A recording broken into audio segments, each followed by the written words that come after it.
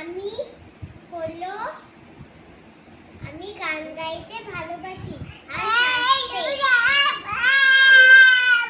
আমরা এক ভাই এক বোন।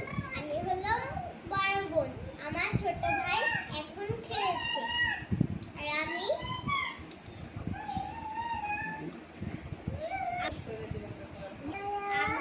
পৃথিবী ঘুরতে ভালোবাসি ও গান গাইতে ও ঘুরতে ও শাস্তিও তাই।